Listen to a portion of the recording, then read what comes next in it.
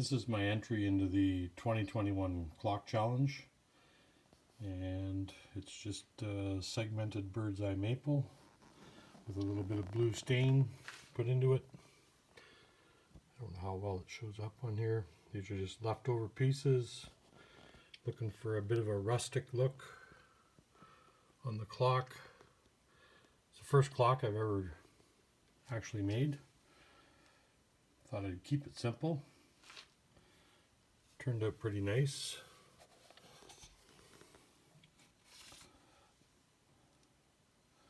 And I just turned it on the lathe and recessed the back and just simply hot glued it in. Did the assembly of the kit and